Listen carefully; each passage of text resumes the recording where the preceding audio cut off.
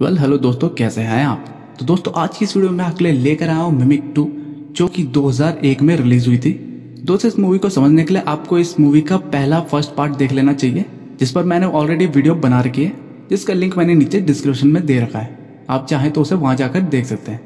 और दोस्तों अपने बंदे को सपोर्ट करने के लिए इस चैनल को जरूर सब्सक्राइब करना।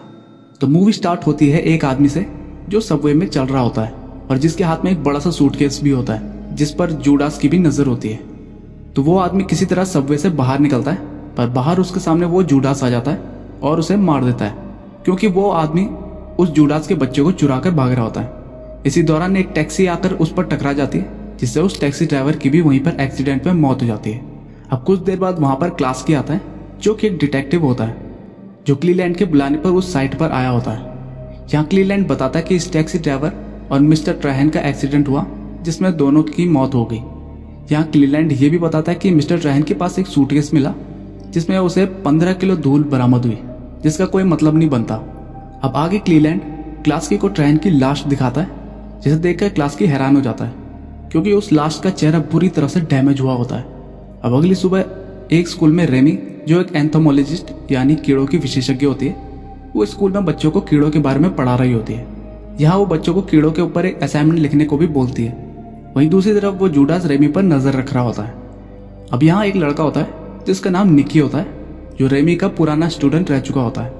वो रेमी को पसंद भी करता है। यहाँ निकी रेमी को अपने साथ डेट पर चलने को कहता है, पर रेमी उससे ये कहकर मना कर देती है कि उसका एक बॉयफ्रेंड भी है, जिसका नाम नोएबी है। तो निकी पहले तो समझ नहीं पाता कि नोएबी का मतलब क्या हुआ, पर फिर उसे बाद में समझ आता है कि नोएबी मतलब नन ऑफ योर बिजनेस। जिसके बाद रेमी वहां से चली जाती है। अब रेमी के घर पर रात को एक आदमी आता है, जिसका नाम जेसन होता है, जिसे रेमी ने एक बार डेट किया था, जिसके बाद वो रेमी के पीछे ही पड़ गया होता है। या रेमी उसे वहां से जाने को कहती है, तो जेसन गुस्से में आकर दरवाजा तोड़ देता है और वहां से चला जाता है। बाद में रेमी एक कैमरे की मदद से खुद की एक फोटो खींचते और उस कैमरे से निकली फोटोज के नीचे जेसन का नाम लिखकर अलमारी के दरवाजे पर चिपका देती है, जहाँ इस तरह की और भी कई फोटोज होती है। दरअसल रेमी ऐसा इसलिए करती है क्योंकि जब उसे कोई दुखी या परेशान करता है, तो रेमी अपनी फोटो के साथ उस आदमी का नाम भी लिख देती है। अब थोड़ी देर बाद रेमी अपने घर से दूसरी डेट के लिए निकल जाती है। जहाँ रास्ते के सामने वो जूडास खड़ा होता है, तो रेमी साइड से निकल जाती है, पर वहीं ऊपर जेसन की लाश लटकी होती है, जिसे जूडास ने मार दिया होता है। अब रेमी एक रेस्टोरेंट में फिलिप्स नाम के एक आदमी को डेट कर रही होती है, जहाँ रेमी फिलिप्स को अपने कीड़ों के बारे में बता रही होती है। जहाँ डिनर के बाद रेमी वहां से चली जाती है, पर तभी कोई फिलिप्स पर हमला कर देता है, पर फिलिप्स उसे देख नहीं पाता, जो कि वही जूडास होता है। जिसके बाद वो फिलिप्स को भी मारकर घसीटते हुए एक अंडरग्राउंड संकरी जगह में खींचकर ले जाता है। अब रेमी को घर जाते वक्त रास्ते में एक आदमी दिखता है, जिससे रेमी डर जाती है। तो क्लास के अपना पुलिस बैच दिखाता है, जिसके बाद रेमी उसे अपने घर ले आती है। वहां घर पर अचानक हवा की वजह से खिड़की खुल जाती है, तो रेमी उसे बंद करने के लिए जाती है। जहाँ रेमी को बाहर एक जूडास खड़ा दिखाई देता है, जो उस पर नजर रख रहा होता है, पर रेमी उसे इग्नोर कर देती है। यहाँ क्लास की रेमी से ट्रेन के बारे में पूछता है, क्योंकि ट्रेन उसका एक कलीग रह चुका होता है। तो इस पर रेमी बताती है कि वो एक ऐसा आदमी था जो दुर्लभ प्रजातियों को ब्लैक मार्केट में बेचा करता था, जिसकी वजह से कम ऑर्थोपॉड की 200 से ज्यादा प्रजातियां खत्म हो गई। बाद में क्लास की वहां से जाने लगता है, तो बाहर उसे ऊपर से खून टपकते हुए दिखता है। तो वो ऊपर देखता है, तो तभी उसके सामने जेसन की लाश गिर जाती है। और अब क्लास की को रेमी पर और ज्यादा शक होने लगता है, जिसके बाद वो रेमी को पुलिस स्टेशन ले आता है, जहां वो रेमी से बाकी की पूछताछ करने लगता है। अब पूछताछ के बाद रेमी अपने घर आती है, जहां वो एक बार फिर से अपनी फोटो खींचती है, जिसके नीचे वो क्लास्की का नाम लिख देती है।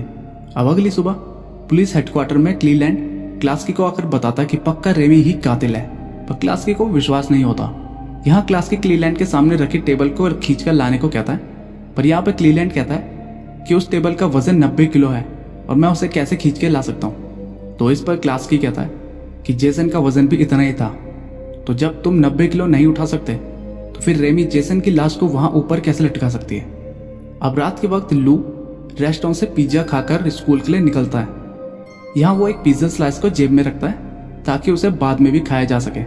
जहाँ वो स्कूल पहुंचने पर लू सामने बने झूले पर पुलअप्स मारने की कोशिश करता है, कि तभी पीछे से आकर एक जूडास उस पर हमला कर देता है और लू को वही मार डालता है। वहीं अंदर रेमी अपने स्टूडेंट सैल के साथ होती है, क्योंकि सैल को लेने के लिए अभी तक उसके पेरेंट्स नहीं आए होते हैं, तो वो इंतजार करने लगते हैं। उधर क्लास के रेमी के घर जाता है, जहाँ वो देखता है कि किसी ने रेमी के घर को पूरी तरह से तहस नहस कर रखा होता है। यहाँ क्लास की उन सभी फोटोज को भी देखता है जहाँ एक फोटो के नीचे उसका नाम भी लिखा होता है। तो वो उस फोटो को निकाल कर अपने पास रख लेता है और वहां से जाने लगता है। घर के बाहर आते वक्त उसे डिपार्टमेंट ऑफ डिफेंस के कुछ लोग मिलते हैं जो वहाँ जूडास की छानबीन कर रहे होते हैं। तो क्लास की उनसे बात करने की कोशिश करता है, पर यहाँ वो लोग क्लास की को दूर रहने को कहते हैं। उधर स्कूल में बहुत टाइम हो जाता है तो रेमी सेल को लेकर खुद ही जाने लगती है।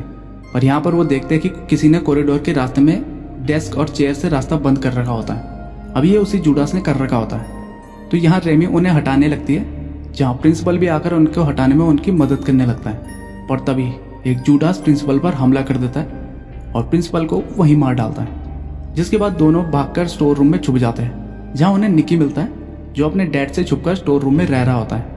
यहाँ रेमी अपने कैमरे की मदद से बाहर की फोटो खींचकर देखने की कोशिश करती है, पर तभी वहां पर एक जूडास आता है जहां से तीनों भाग जाते हैं। जिसके बाद वो तीनों एक कमरे में छुप जाते हैं, जहां रेमी उन्हें उस जूडास ब्रीड के बारे में बताती है कि कैसे एक महामारी को रोकने की वजह से ये सब हुआ। यहाँ रेमी उस फोटो को देखती है जिसकी फोटो खींचकर वो सब वहां से भागे थे। तो उस फोटो को देखकर निकी बताता है कि ये लू है जिसका रोग उस जूडास ने ले रखा था। यहाँ कमरे में निकी को एक सूटकेस भी मिलता है जो ट्रायन का था, जिसे रेमी खोलने से मना करती है। पर तभी उनमें से वो बेबी जूडास निकलने लगते हैं, जिन्हें तीनों अपने पैरों से कुचल कुचल कर मारने लगते हैं। यहाँ रेमी सबको ऊपर जाकर फोन करके मदद बुलाने और यहीं इंतजार करने की बात करती है। तो इस पर निकी कहता है कि हम उन्हें मार क्यों नहीं देते। तो रेमी कहती है कि हम उनका कवच नहीं तोड़ सकते। यहाँ रेमी ये भी बताती है कि उन जूडास का मेन डीएनए कॉकरोच का है, तो ये सब उन्हीं की तरह रिएक्ट करेंगे। जैसे कि कॉकरोच नेगेटिव फोटो एक्टिव और थीमोटेक्टिव होते हैं, मतलब कि वो रोशनी से दूर भागते हैं और दीवारों और सामानों से भरी जगहों पर रहते हैं। अब दोस्तों इस स्टोरी को बीच में रोकने के लिए सॉरी, पर अगर आपको ये वीडियो अच्छी लग रही हो तो चैनल को सब्सक्राइब और एक लाइक जरूर करना। कंटिन्यू। अब सभी उस कॉरिडोर में रखे सामान को हटाकर आगे एक कमरे में जाने लगते हैं, पर तब तक रेमी के सामने वो जूडास आ जाता है। पर वो रेमी को मारने के बजाय उसे एक पिज्जा का स्लाइस देने लगता है जिसे लू अपने साथ ले गया था।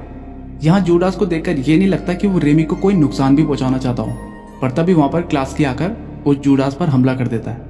इसके बाद सभी प्रिंसिपल रूम में चले जाते हैं। यहाँ रेमी EIS को फोन करके जूडास के बारे में बताती है और उनसे मदद मांगती है। यहाँ प्रिंसिपल रूम में क्लास की जूडास को मारने की बात करता है, तो रेमी बताती है कि हम उन्हें नहीं मार सकते और अगर उनका सिर काट भी दिया जाए तो वो 9 दिनों तक जिंदा रह सकते हैं, जब तक कि वो खुद भूख से ना मारा जाए। अब इसी दौरान एक जूडास रेमी की स्मेल को दीवार के जरिए फॉलो करने लगता है, जिस पर रेमी क्लास की और सेल को स्कूल के बाहर जाने को कहती है और खुद निकी के साथ रुक जाती है। यहाँ निकी रेमी को कपड़े उतारकर दीवार पर छोड़ने को कहता है ताकि रेम की स्मेल वहीं रह जाए और वो दोनों भी बाहर निकल जाए। वहाँ क्लास की और सेल किसी तरह बाहर निकल आता है, जहाँ हर तरफ डिपार्टमेंट और डिफेंस के लोग होते हैं। यहाँ क्लास की बताता है कि अंदर प्रिंसिपल रूम में 2 लोग और हैं, और डिफेंस के लोग कहते हैं कि अंदर कोई नहीं है, हमने वहाँ फोन मिलाया था तो किसी ने उठाया नहीं, इसका मतलब शायद वो लोग मर चुके हैं। पर क्लास की को उन पर भरोसा नहीं होता, तो वो स्कूल के अंदर चले जाता है। वहाँ अंदर निकी और रेमी के सामने वो जूडास आ जाता है, तो रेमी किसी तरह निकी को बाहर भेज देती है, पर जूडास रेमी पर हमला कर देता है। जिसके बाद वो रेमी को घसीटते हुए स्कूल के अंदर कहीं ले जाता है। थोड़ी देर बाद रेमी को होश आता है, तो वो देखती है कि उसके पेट पर बने घाव पर कुछ चिपचिपा सा लगा हुआ है। जिसके बाद वो बाहर जाने लगती है, पर वो कमजोर होने की वजह से गिर जाती है। पर तभी वहां पर क्लास की आ जाता है और रेमी को बाहर निकालने में उसकी मदद करता है। अब अगली सुबह रेमी को होश आता है, तो वो हॉस्पिटल में होती है, जहाँ डॉक्टर उसे बताता है कि तुम्हारे पेट में जूडास का एक लार्वा था जिसे अब निकाल दिया गया है।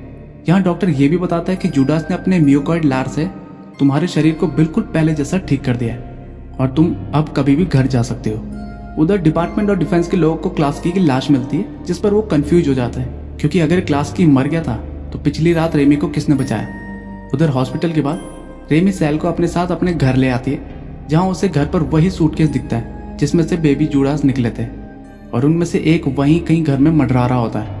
तभी दरवाजे पर क्लास की आता है, पर वो क्लास की के भेस में एक जूडास होता है, जिस पर रेमी कैंची से हमला कर देती है, जिससे उसका सिर धड़ से अलग हो जाता है। पर अब भी वो 9 दिनों तक जिंदा रह सकता है, जब तक कि वो भूख से ना मर जाए, और दोनों 9 दिनों तक उसके मरने का इंतजार करने लगते हैं। और इसी के साथ मूवी यहीं पर खत्म होती है।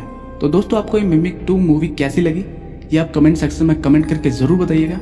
और अगर आपके पास कोई और फिल्म का सजेशन है तो वो आप मुझे कमेंट करके भी बता सकते हैं। मैं आपके दिए हुए सजेशन पर वीडियो बनाऊंगा और आपका नाम भी दूंगा। तो अगर आपको ये वीडियो पसंद आई हो तो एक लाइक तो बनता है बॉस।